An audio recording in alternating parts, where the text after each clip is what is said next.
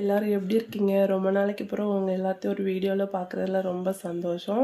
இன்றைக்கி நம்ம லாங் வீடியோவில் எதை பற்றி பார்க்க போகிறோன்னா, டாபிக் வேறு ஒன்றும் இல்லை, என்னோடய கிச்சன் டூர் தான். என்னோடய கிச்சன் மாடுலர் கிச்சன் கிடையாது, நான் மாடுலர் தான். அதுவும் சின்ன ரூம் தான். அதை எந்த அளவுக்கு நீட்டாக ஆர்கனைஸாக பண்ணலாங்கிற ஒரு சின்ன ஐடியா தான். சின்ன ஐடியாஸ் டிப்ஸ் தான். அது உங்களுக்கு யூஸ்ஃபுல்லாக இருந்தால் நல்லாயிருக்கும். அப்படியே நம்மளோட வீடியோ பிடிச்சினா லைக் பண்ணிவிட்டு சப்ஸ்கிரைப் பண்ணுங்கள், நம்மளோட சேனலை சப்போர்ட் பண்ணுங்கள். சரி வாங்க வீடியோக்குள்ளே போகலாம்.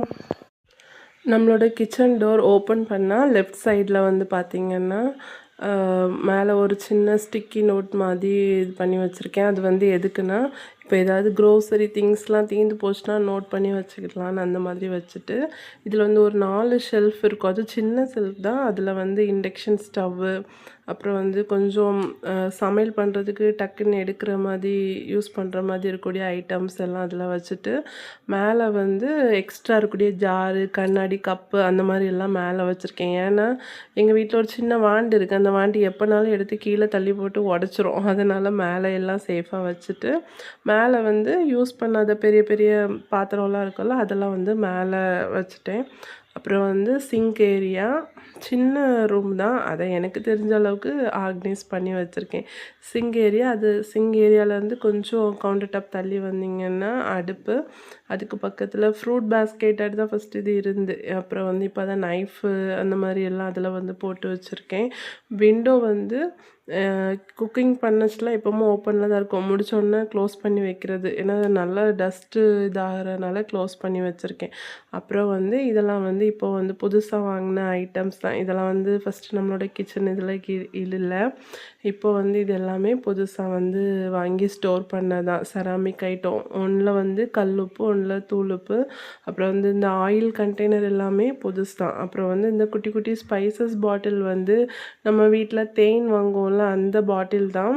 அடிக்கடி மிந்தி சின்ன பிள்ளையிலேருந்தே குழந்தைங்களுக்கு வாங்குறது. அது யூஸ் பண்ணிவிட்டு தீர்ந்த உடனே அதை மறுபடியும் க்ளீன் பண்ணி எடுத்து யூஸ் பண்ணி இந்த மாதிரி நீட்டாக ஸ்பைசஸ் போட்டு ஆர்கனைஸ் பண்ணி வச்சுருக்கேன். அப்புறம் யூஸ் பண்ணாத பாத்திரத்தை அதில் ஒரு பாக்ஸில் போட்டு ஸ்டோர் பண்ணி வச்சுட்டேன். அப்புறம் இந்த மாதிரி குட்டி குட்டி இது. அப்புறம் இந்த கிளாஸ் ஜார்ஸ் எல்லாமே இப்போ புதுசாக வாங்கியிருந்தது தான்.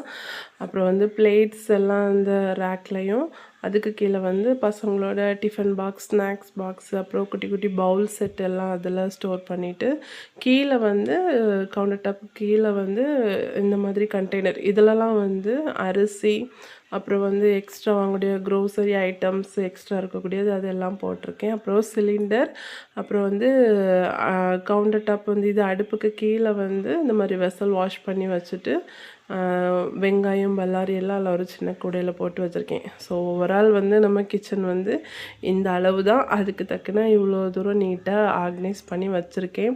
ஸோ உங்கள் எல்லாத்துக்கும் வீடியோ பிடிச்சிருக்கோன்னு நினைக்கிறேன். பிடிச்சினா லைக் பண்ணுங்கள். மறுபடியும் இன்னொரு வீடியோவில் பார்க்கலாம். பாய்.